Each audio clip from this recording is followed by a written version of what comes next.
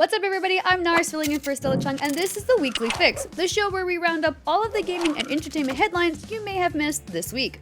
Sony is now being sued for having too high PlayStation Store prices, plus Death Stranding is on its way to Xbox Game Pass, and some fans aren't happy.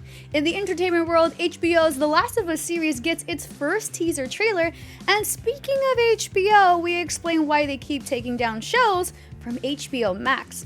Keep on staying fabulous, and let's jump right into it.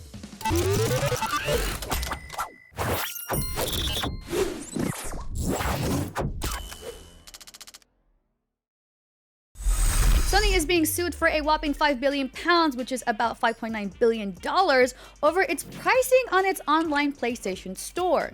As reported by Sky News, Alex Neil, a consumer rights advocate and former managing director of Which UK, a non-profit consumer advice organization, is leading the legal action against Sony. The lawsuit filed with the Competition Appeal Tribunal on August 19th claims consumers have been overcharged for their digital purchases of games and DLC.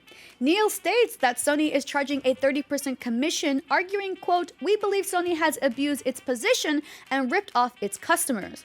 The claim argues that the £5 billion in estimated damages have been accumulated over 6 years, running from £67 to upwards of £562, or about $664 per claimant. The lawsuit pretty much argues that Sony, being the primary seller of digital PlayStation products, is unfairly overcharging consumers, which Neil states is a breach of competition law. Natasha Perman, who is the legal partner leading the case, concurred, stating, "Sony dominates the digital distribution of PlayStation games and in-game content. It has deployed an anti-competitive strategy, which has resulted in excessive prices to customers that are out of all proportion to the cost of Sony providing its services." Lawsuits against these digital app stores have been popping up for some time now. Apple has faced multiple suits about its 30% cut in the iOS App Store in both the US and abroad. We'll have to wait and see what the outcome of this Sony suit will be. It might set a new precedent for other companies and how they monetize apps on their marketplaces. Moving on, 2K has announced the standard edition of PGA Tour 2K23 is releasing this year, and it stars the iconic legendary athlete Tiger Woods. Celebrating the legacy of Tiger Woods, the games will include 20 licensed courses, a custom course designer, and will feature 14 pro golfers, including Justin Thomas, Lexi Thompson, Lydia Ko, and more. The golf legend hasn't been featured on the game cover since 2013, and 2K is not holding back on this celebration, as Woods was even brought on as an executive director for the game. PGA Tour 2K23 will be released October 14th, 2022, with a deluxe edition and a Tiger Woods edition available October 11th. The deluxe edition will include cross-generational dual entitlement, meaning a copy of the game plus a Michael Jordan DLC, a handful of cosmetics, and 1300 VC. PGA Tour will be available for PlayStation 4, 5, PC, Xbox One, and Series X and S. The Tiger Woods edition will only be available digitally and includes everything from the deluxe edition plus more cosmetics that include Woods' iconic red polo and black pants combo, a unique gold ball, belt, and more. 2K has yet to reveal prices for each edition, but they did announce the Clubhouse Pass that acts like a battle pass, available in 3 tiers: a free standard tier, a premium tier at $9.99, and a premium plus tier at $19.99. Anyone who pre-orders the standard edition of PGA Tour 2K23 will receive access to the Michael Jordan DLC for free. A major gaming modding website has taken a public stance against anti-LGBTQ+ content after a PC mod aimed at removing pride flags in a game was reported by users. Nexus Mods, which runs a website that allows users to share custom mods for PC games, has both removed and banned an account that uploaded anti-LGBTQ+ content in which a Spider-Man mod would swap out the rainbow pride flag for the American flag. Nexus Mods called the user a, quote, "coward," issuing this statement as a response. We don't want to and won't argue this with you. We've now explained our stance and we won't be providing a platform for you to distort our position in order to feed an irrational and paranoid narrative. You can do that elsewhere where we won't care enough to read it. If this policy upsets you, if we've broken some moral code of conduct as a business that you can't accept, then please delete your account and move on, as we will. ModDB, another mod center website, followed suit and also removed the same Spider-Man mod and banned the users involved, upholding their community as an inclusive environment for all that does not permit targeting marginalized groups. Moving on, the team behind the Just Cause series was apparently working on an Iron Man game for years before Marvel and Disney scratched the whole project. In an interview with YouTuber MinMax, Avalanche Studios co-founder Christopher Sundberg confirmed the game was in development for years before it was ultimately cancelled around 2012. Sundberg says it would have been an open-world game where players could take off and fly just about anywhere with the ability to punch enemies through walls. So instead of this, fans got a somewhat lackluster game adaptation for Iron Man. But look on the bright side, Marvel games have come a long way, and with the first Disney Marvel game showcase happening next month, we should expect some sweet news. And lastly, the former Nintendo of America president says Nintendo was working on an adaptive controller compatible with other consoles. In an interview with Inverse, Reggie Fils-Aimé says Nintendo was part of an initiative to create a platform-agnostic controller that could be used on PlayStation and Xbox 3 years ago. Using Xbox's adaptive controller as a starting point, Fils-Aimé explained the controller would allow users to play the latest games on Xbox, PlayStation, or Nintendo consoles. Since retiring back in 2019, Fils-Aimé isn't sure if the project is still underway, but hopes that it still is. He believes a platform-agnostic controller tailored to specific physical capabilities would be good for the gaming industry. Nintendo has begun to take steps towards an integrated future by making Switch's Joy-Cons compatible with Steam. And if you didn't know that, now you do. Death Stranding is officially coming to Xbox's PC Games Pass following recent speculation, and the latest news has been causing quite a stir among console owners.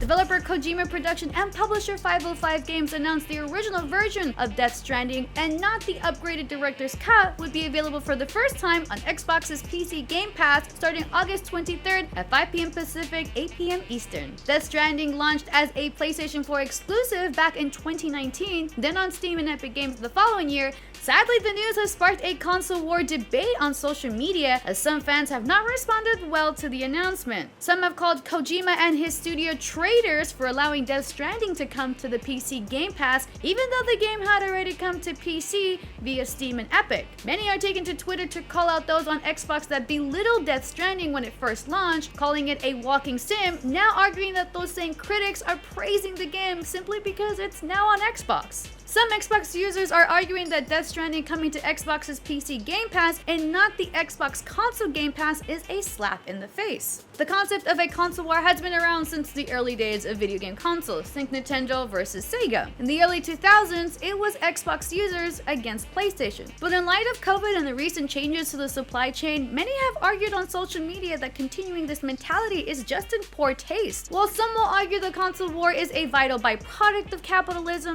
many are just happy to be able to play the game they want on their favorite console. And yes, there will be exclusivity for certain games like Starfield and Koji Pro's next game, but isn't it better to just accept the fact that most next-gen consoles are pretty much very similar in graphic fidelity? So buy the console you want to buy and play the games you want to play. Console wars are so 2010. And it's not palatable in the current forward-thinking mentality. Also, don't be a golem. There's a reason why Golem turned ugly and lonely at the end of Lord of the Rings. Moving on, the Sony action-adventure game Kena Bridge of Spirits is getting a big update that will include new cosmetics, a new mode, and a Steam port.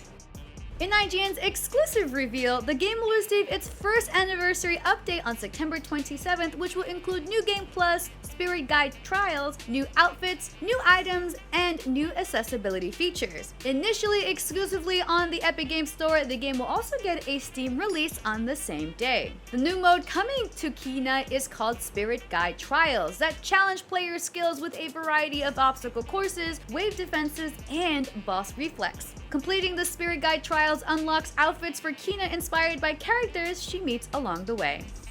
With exclusive new outfits for Deluxe Edition owners as well, it's a good time to pick Kena Bridge of Spirits up again or for the first time. And lastly, Wizards of the Coast revealed plans for the evolution of D&D, announcing a new phase that will mark a new generation of Dungeons & Dragons. Jeff Keighley's opening night live kicked off gamescom with tons of game announcements, and Sony took this opportunity to reveal the DualSense Edge, a high-end controller looking to contend with Microsoft's Xbox Elite controller.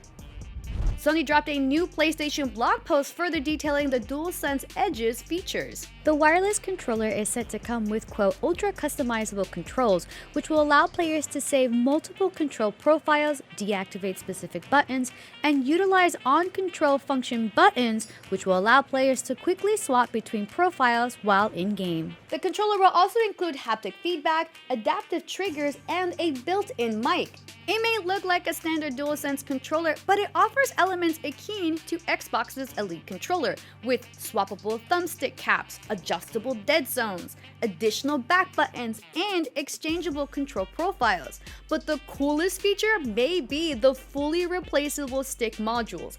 That's right, if players start to experience controller drift with their new Edge, they'll be able to just pop out the stick modules and replace them with new ones, obviously sold separately.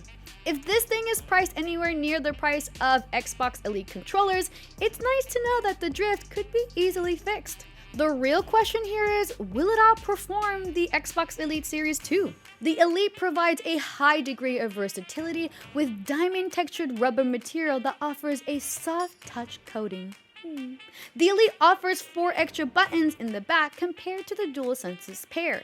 Seriously though, the blog post was really helpful. Sony's DualSense Edge trailer didn't do us any favors in regards to showing off the controller. It was too dark, it's like the Edge is on witness protection or something.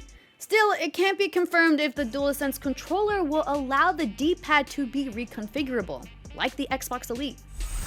Regardless, we're really excited to get our hands on the Edge and test it out. But are you guys gonna pick up the Edge? What's your favorite feature?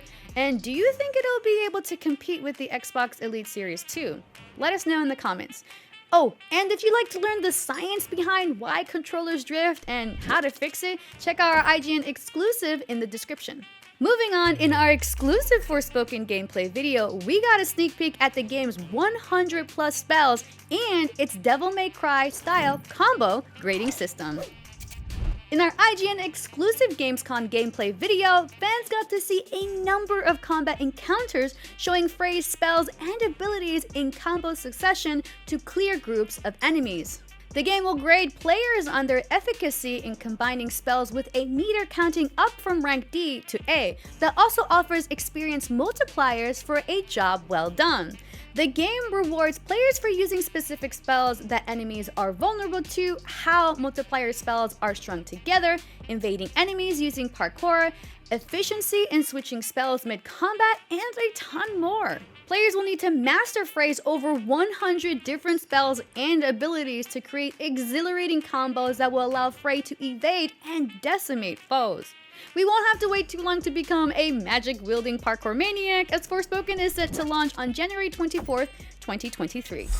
The reanimated corpses of Dead Island 2 keeps living on. We got a new update during Jeff Keighley's opening night live, which featured a new cinematic trailer, gameplay footage, along with some news on a release date and launch platforms. Dead Island 2 is expected to drop on February 3rd, 2023 on PlayStation 4, PlayStation 5, and Xbox consoles.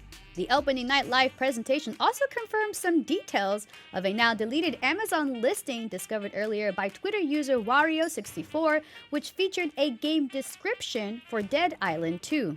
We now know that the game will take players across the currently bloodstained locations of Los Angeles, including Beverly Hills and Venice Beach. It was also revealed during opening night live that there will be 6 playable characters to choose from as players fight their way through hordes of zombies in this gory first-person RPG experience.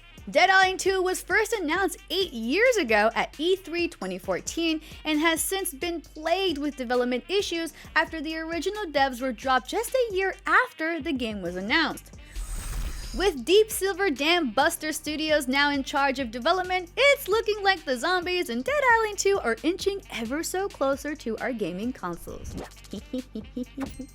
In other news, check your emails and see if you got that golden ticket from Valve, because Steam Decks are shipping pretty quickly, according to Valve, that is. The company has seen an influx in pre-orders, and with an apparent good handle on both facilitating orders and production of the popular handheld, orders are pushing out quicker than expected. Valve's Lawrence Yang posted on Twitter, "A few of you may have received an order email for your Q4 Windows Steam Deck reservation today. This wasn't a mistake. Production has outperformed our estimates and will be moving more Q4 folks into the Q3 window." Shortly after, Valve made the official announcement that supply chain shortfalls were clearing up and the Steam Decks were moving out. Good news if you're looking to grab yourself one. Now's the time if you are. It's time to take a quick break. When we come back, the status of the sequel to Batman the Animated Series is revealed, and we deep dive into the new Last of Us series teaser trailer. See you in a bit. Welcome back! Warner Bros. Discovery has been making interesting decisions recently when it comes to HBO Max, and we have the reason why. But before that, a teaser trailer for the Last of Us series has finally dropped. Let's deep dive into it. HBO has given fans of the acclaimed Naughty Dog survival horror game a short but sweet treat in the very first teaser of the Last of Us series. In a trailer showcasing its upcoming lineup of shows coming to television and streaming, we see Pedro Pascal's Joel, Bella Ramsey's Ellie, Nick Offerman, and more fending off unseen threats in the atmospheric world first established in the best-selling video games. Now, the teaser starts in the winter months with Ellie and Joel exchanging words, including a heartbreaking scene gamers might remember from part 1 of the video game. Now, we also see what appears to be the remnants of a clicker posted up on the wall. We're unsure what it might be exactly. Now, the teaser doesn't reveal much more than that, but it's enough to give fans a sense of direction and tone the showrunners are taking with the Last of Us adaptation. Now, no release date just yet, but it's expected to hit HBO and HBO Max sometime next year. In other news, The Boys Season 4 filming has kicked off. Now, according to Homelander himself, Anthony Starr, Season 4 is gearing up for filming. Now, he also briefly reflected on how long ago Season 1 was. Now, since the Season 1 premiere of The Boys back in 2019, the show has been consistently bringing fans high stakes for both the Seven, The Boys, and everyone included in the ragtag ensemble. Now, we're sure to experience many more shocking moments of The Boys as we move into Season 4. And because that wasn't enough for you boys, series creator Eric Kripke revealed the title of the Season 4 premiere to be Department of Dirty Tricks. And this is likely a reference to the nonfiction book The Dirty Tricks Department by John Lyle, which tells the story of the Office of Strategic Services branch, infamous for developing a lot of nefarious inventions such as camouflaged explosives, suicide pills, and many other dastardly devices. Now, it looks like The Boys Season 4 is going to be giving us a history lesson with some soups on the side, and we're here for it. Now, what's going on over at HBO Max? Now, that is what a lot of fans are saying right now, as the streaming service is about to remove 36 titles from its online catalog, including 20 HBO originals. Now, according to Variety, the move is partially being done to make way for the pending Warner Bros. Discovery platform merge, which will see Discovery Plus rolled into HBO Max. But honestly, it's a lot deeper than simply making room for more content, as it's all digital, meaning there's an endless amount of room for content, even if you're merging two separate streaming platforms. Now, the thought being floated around is that the removal of some of these shows is being done to save the company on having to make residual payouts to the show's participants. While WB owns the rights to shows like Close Enough and Infinity Train, there's still a cost attached to having these now dormant animated properties available for streaming on demand. And since the shows aren't largely in demand, the WB higher-ups are simply crunching the numbers on how much the company will likely have to pay out in residuals. Now, it might be small per show, but it all adds up. And it seems HBO Max is pinching pennies to save money on having to pay residuals for shows only a small minority of subscribers will watch.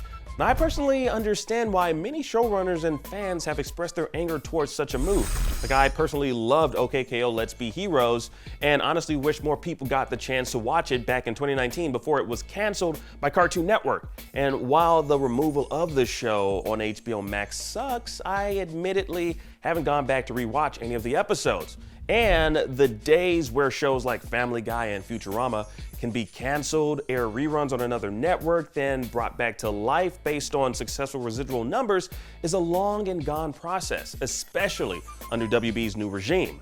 I think the main reason we're upset here with the removal of some of these shows is because having these shows on a streaming platform is a way of digitally preserving a series we had fond memories of watching. And whenever we do have that urge to rewatch a particular episode, it's at our fingertips. That's being taken away to save some bucks, and some of these shows don't even have physical copies for us to own on Blu-ray DVD. But you know what? I want to pass things off to you all watching. What are your thoughts on HBO Max's plans to remove these shows? Is it a penny-pinching move or just business as usual for big corporations such as this? Sound off down below. Now, in other news, One Punch Man Season 3 has finally been announced, and it's about time. It's been announced officially. Now, the official site made the announcement with this fancy new poster featuring Saitama and Garou. Now, it's quite the timing as the One Punch Man manga has finally gotten through the 7-year-long human monster saga, wrapping up the Garou arc. And if you're caught up with the manga, you can read the latest OPM chapter for free on Shonen Jump. No release date just yet for One Punch Man Season 3, but we'll keep you posted. All right, now HBO Max is strategically taking out the Bat family one by one. First, it was the straight-to-streaming movie Batgirl, and now it's the Batman Caped Crusader and Merry Little Batman, two animated projects by Warner Brothers Animation that are getting scrapped in the hopes of wrapping up production on each to shop around to other networks. Now, at least there's hope for those who animated properties, whereas Batgirl will never see the light of day.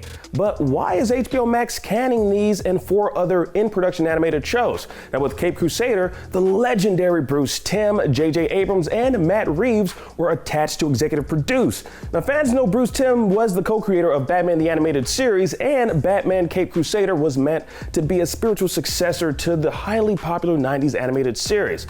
Now, HBO Max is seemingly trying to move away from producing and housing kids/family content on its platform, as other shows like Little Ellen, many seasons of Sesame Street were removed from its service. Now, this also included the layoffs of HBO staffers in the kids and family department, according to Variety.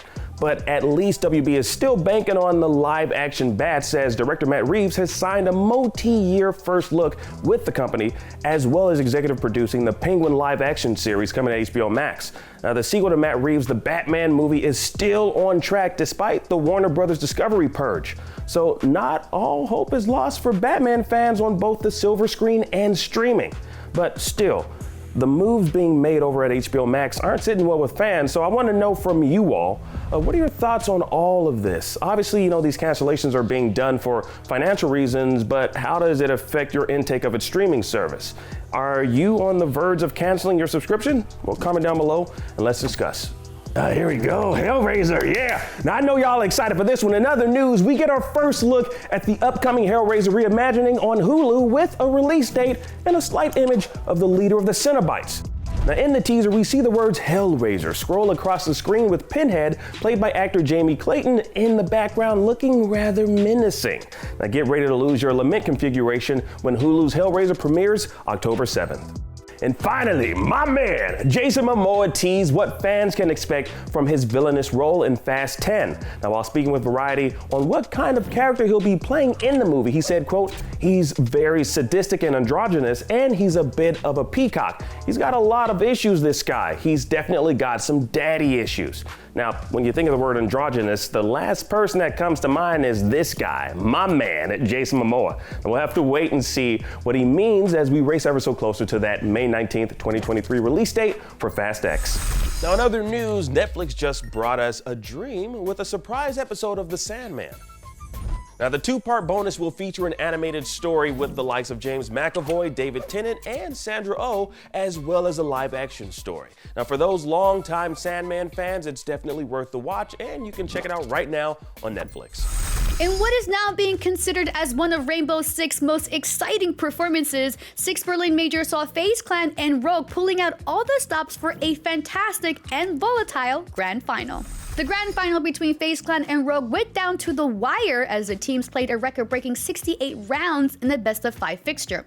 FaZe Clan came in strong during the first round but was met with resistance from Rogue's Spoit and Daypek, making the second half a 3-3 opening. An incredible game of trade-offs pushed the round to a dreaded 15 kills apiece, with Rogue getting cut down by FaZe in a 2v3 post-plant. Without hesitation, Rogue's Daypek went ham on Villa, followed by Rogue's Leon Gid clutching to lead a 5-4, but sadly were clapped back by FaZe onto a match point. Rogue looked to be overtaken before Daypek reignited for a second 1v3 to tie the series 1-1.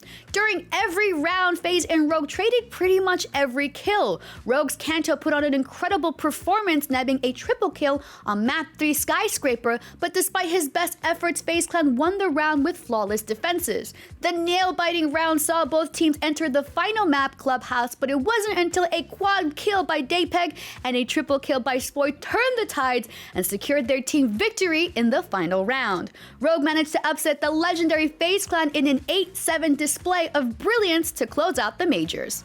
I just need to shout out Rogue, Spoit, and Daypek, who put on a hell of a show despite only competing at such a high level for the past few months. And it's even more impressive that Spoit, an 18-year-old rookie, had just gone pro 3 months ago. I'm Nars filling in for Stella Chung, and that was your weekly fix. We'll be back here next Saturday with more of the biggest gaming and entertainment news of the week. See you then.